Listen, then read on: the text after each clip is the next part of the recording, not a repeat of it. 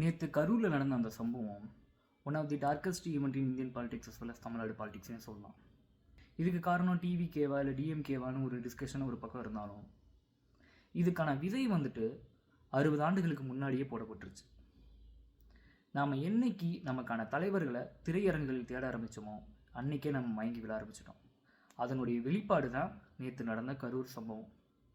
ரோமனில் ஒரு ப்ராவப் இருக்குது, give them bread and circus and the own revolt.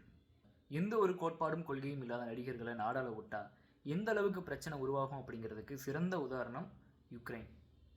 ஜெலன்ஸ்கியை நாடாள விட்டாங்க. அவருடைய தவறான ஜியோ பாலிட்டிக்கல் டிசிஷனால் இன்றைக்கி அந்த மக்கள் எந்த அளவுக்கு கஷ்டப்பட்டுட்டு இருக்காங்கங்கிறது அந்த மக்களுக்கு தான் தெரியும். அதே மாதிரியான மனநிலை கொண்ட மக்கள் தான் இங்கேயும். இவங்களுக்கு தங்களுடைய உயிரை பற்றியும் அக்கறை கிடையாது, தங்களை சார்ந்து இருக்கிறவங்களுடைய உயிரை பற்றியும் அக்கறை கிடையாது. திரை மோகம்தான் பெருசாக இருக்குது. தான் தலைவன் வாரானா அவனை பார்த்தே ஆகணும், கூட்டம் கூடியே ஆகணும். இந்த மனப்பான்மை மாறுற வரைக்கும் இங்கே எதுவுமே மாறாது. திரையரங்குகளில் தனக்கான தலைவர்களை தேடக்கூடிய கடைசி தலைமுறையினர் நாமளாக தான் இருப்போம்.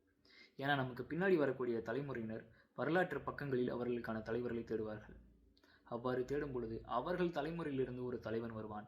அவன் ஒரு அரசியல் பேசுவான். அவன் பேசக்கூடிய அரசியல் தமிழ் தேசிய அரசியலாக இருக்கும்.